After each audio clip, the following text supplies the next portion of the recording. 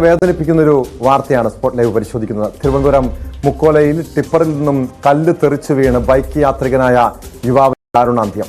മുക്കോല സ്വദേശിയായ അനന്തുവാണ് മരിച്ചത്. നെയ്യാറ്റിങ്കര നിംസിലെ 4ാം വർഷ BDS വിദ്യാർത്ഥിയാണ് അനന്തു. വിശദാംശങ്ങളുമായി തിരുവനന്തപുരത്ത് നിന്ന് ഡാൻ കുര്യൻ ചേരുന്നുണ്ട്. ഡാൻ, എങ്ങനെയാണ് ഈ സംഭവം, ഈ അപകടമുണ്ടായത്? ടോം, ഇന്ന് രാവിലെയാണ് ഇത്തരത്തിൽ ഒരു അപകടമുണ്ടായേക്കുന്നത്. അതിൽ BDS വിദ്യാർത്ഥിയായ നെയ്യാറ്റിങ്കരയിലെ സ്വകാര്യ സ്ഥാപനത്തിൽ ദന്തൽ വിദ്യാർത്ഥിയായ ആനന്ദുവിനാണ് ജീവൻ നഷ്ടപ്പെട്ടത്. ഈ അദാനി പോർട്ടിലേക്ക്, വിഴിഞ്ഞം ഇൻ്റർനാഷണൽ സീ പോർട്ടിലേക്ക് കരിങ്കല്ലുമായി എത്തിയ ലോറിയിൽ നിന്ന് അമിത ഭാരമായിരുന്നു ഈ ലോറിയിൽ ഉണ്ടായിരുന്നത് എന്ന വിവരങ്ങളാണ് ലഭിക്കുന്നത്. അതിൽ നിന്നൊരു കല്ല് തെറിച്ച് അനന്തുവിൻ്റെ ദേഹത്തേക്ക് വീഴുകയായിരുന്നു. ഉടനെ ഗുരുതരമായി പരിക്കേറ്റതിനെ തുടർന്ന് സ്വകാര്യ ആശുപത്രിയിലേക്ക് മാറ്റി. പക്ഷേ അല്പസമയത്തിനകം ജീവൻ നഷ്ടപ്പെടുന്ന സാഹചര്യമാണ് ഉണ്ടായത്. എന്തായാലും സ്ഥലത്ത് ഇതേ തുടർന്ന് വലിയ സംഘർഷാവസ്ഥയായി. യൂത്ത് കോൺഗ്രസ് ഉൾപ്പെടെയുള്ള യുവജന സംഘടനകളുടെ നേതൃത്വത്തിൽ അല്പസമയത്തിനകം വിഴിഞ്ഞം തുറമുഖ കവാടത്തിലേക്ക് പ്രതിഷേധ മാർച്ച് നടക്കുകയാണ്. ടോം,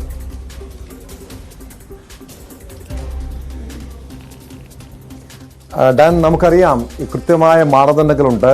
ടിപ്പർ ലോറിയിൽ ഒരു പരിധിക്കപ്പുറം അമിത ലോഡുകൾ കയറ്റാൻ പാടില്ല എന്ന നിർദ്ദേശമുണ്ട്. ഇതിനു മുൻപ് സംസ്ഥാനത്ത് സമാനമായ നിരവധി അപകടങ്ങൾ സംഭവിച്ചിട്ടുണ്ട്. ടിപ്പർ ലോറിയിൽ നിന്നും കരിങ്കല്ലുകൾ തെറിച്ചു വീണ് നിരവധി പേരുടെ, യാത്രക്കാരുടെ, വഴിയാത്രക്കാരുടെ അടക്കം ജീവൻ പൊലിഞ്ഞിട്ടുള്ള നാടാണ് നമ്മുടേത്. അതിനുശേഷമാണ് ഈ നിയമമൊക്കെ കർശനമാക്കിയത്. പക്ഷേ പ്രത്യേകിച്ച് ഈ വിഴിഞ്ഞം തുറമുഖ നിർമ്മാണവുമായി ബന്ധപ്പെട്ട ആ സ്ഥലത്തേക്ക് കൊണ്ടുപോയിരുന്ന ടിപ്പറിൽ നിന്നും ഈ രീതിയിൽ വീഴ്ച സംഭവിക്കുന്നു. പോലീസിന്റെ ഭാഗത്ത് നിന്ന് ഏത് രീതിയിലുള്ള നടപടിയായിരിക്കും ഉണ്ടാകാൻ പോകുക? പ്രത്യേകിച്ചും വലിയ പ്രതിഷേധമൊക്കെ ഉയർന്നു വരുന്നുണ്ടല്ലോ. മനഃപൂർവ്വമല്ലാത്ത നരഹത്യയ്ക്ക് കേസെടുക്കുന്ന തരത്തിലേക്കായിരിക്കാം പോലീസിന്റെ നടപടികൾ വരിക എന്നാണ് സൂചന. എന്തായാലും 24 വയസ്സ് മാത്രമാണ് അനന്തുവിന് പ്രായം. വിഴിഞ്ഞത്തിനടുത്ത മുക്കോലയിൽ വെച്ചാണ് ഈ സംഭവം ഉണ്ടായത്. ഈ മുക്കോലയിൽ കൂടി അനന്തു പഠിക്കുന്ന സ്ഥാപനത്തിലേക്ക് പോവുകയായിരുന്നു എന്ന് വേണം നമുക്ക് മനസ്സിലാക്കാൻ. അങ്ങനെ പോകുന്നതിനിടയിലാണ് ഈ ടോറസ് ലോറി, അതായത് ഈ കരിങ്കല്ലുകളുമായി വിഴിഞ്ഞം തുറമുഖ കവാടത്തിലേക്ക് പോവുകയായിരുന്ന ലോറികളിൽ ഒന്നിൽ നിന്ന് ഈ കല്ല് അലക്ഷ്യമായി തെറിച്ച് വീഴുകയായിരുന്നു. ആ തെറിച്ച് ശരീരത്തിൽ പതിച്ച ഉടൻ തന്നെ വാഹനത്തിൽ നിന്ന് അനന്തു തെറിച്ച് വീണു. അപ്പോൾ തന്നെ സാരമായി പരിക്കേറ്റിട്ടുണ്ടായിരുന്നു. ഉടൻ തന്നെ സ്വകാര്യ ആശുപത്രിയിലേക്ക് അനന്തുവിനെ മാറ്റുകയും ചെയ്തു. പക്ഷേ പരിക്ക് ഗുരുതരമായിരുന്നതിനാൽ കാര്യമായ ജീവൻ രക്ഷാ ശ്രമങ്ങളൊന്നും ഫലം കാണുന്ന സാഹചര്യം ഉണ്ടായില്ല. വൈകാതെ തന്നെ മരണം സംഭവിക്കുകയായിരുന്നു. എന്തായാലും സംസ്ഥാനത്ത് ഇതിനു മുമ്പും ഈ ടിപ്പർ ലോറികൾ ഇടിച്ചിട്ടുള്ള ഒരുപാട് അപകടങ്ങൾ ഉണ്ടായിട്ടുണ്ട്. അപ്പോഴൊക്കെയും സുരക്ഷാ മാനദണ്ഡങ്ങൾ പാലിക്കുന്നതിന്റെ ഭാഗമായി പ്രധാനമായി പോലീസും മോട്ടോർ വാഹന വകുപ്പും ഒക്കെ മുമ്പോട്ട് വെക്കുന്ന പ്രധാനപ്പെട്ട ഒരു പോംവഴി എന്ന് പറയുന്നത്, തിരക്ക് കൂടുതലുള്ള സമയത്ത് ടിപ്പർ ലോറികൾ അല്ലെങ്കിൽ മണലുമായോ കല്ലുമായോ ഒക്കെ പോകുന്ന ലോറികളുടെ സമയക്രമത്തിൽ മാറ്റം വരുത്തിക്കൊണ്ട് രാത്രികാലങ്ങളിൽ കൂടുതൽ ഇതുമായി ബന്ധപ്പെട്ട സർവീസുകൾ നടത്തുന്നതിനുള്ള സൗകര്യമൊരുക്കി കൊടുക്കുകയായിരുന്നു. പക്ഷേ ഇപ്പോൾ ആ വ്യവസ്ഥകളിലൊക്കെ മാറ്റം വന്നിരിക്കുന്നു. അല്ലെങ്കിൽ അറിഞ്ഞോ അറിയാതെ ബോധപൂർവം അത് തെറ്റിക്കുന്ന സാഹചര്യമുണ്ടായിരുന്നു. എന്തായാലും വലിയ തിരക്കുള്ള സമയമാണ് രാവിലെ. ജോലി സ്ഥലങ്ങളിലേക്കും വിദ്യാഭ്യാസ സ്ഥാപനങ്ങളിലേക്കുമൊക്കെ വിദ്യാർത്ഥികളും ജീവനക്കാരുമൊക്കെ പോകുന്ന സമയമാണ്. ആ സമയത്ത് ഈ ടോറസ് ലോറികളിൽ ഈ കരിങ്കല്ലും മറ്റുമായി പോകുന്ന വഴി അത് വലിയ തരത്തിലുള്ള അപകടങ്ങൾക്ക് വഴിവെക്കുന്ന സാഹചര്യം ഉണ്ടാകാനുള്ള സ്ഥിതിവിശേഷമുണ്ട്. അങ്ങനെ അശ്രദ്ധ മൂലം അമിതഭാരം കയറ്റി വന്ന ഈ ലോറിയിൽ നിന്ന് കല്ല് മുക്കോല ജംഗ്ഷനിലെത്തിയപ്പോൾ തെറിച്ച് വീഴുകയായിരുന്നു. ഈ ബൈക്കിൽ ഒരാൾ മാത്രം ഉണ്ടായിരുന്നത് കൊണ്ടാണ് അത് ഒരു ജീവൻ നഷ്ടപ്പെടുന്ന സാഹചര്യത്തിലേക്ക് നയിച്ചത്. നമുക്കറിയാം, സാധാരണയായി വഴിയെ ഈ പിന്നിലായി, ബൈക്കിന് പിന്നിലിരുത്തിക്കൊണ്ട് കുട്ടികളുമൊക്കെയായി രക്ഷിതാക്കളുമൊക്കെ പോകുന്ന ഒരു സ്ഥലമാണ്.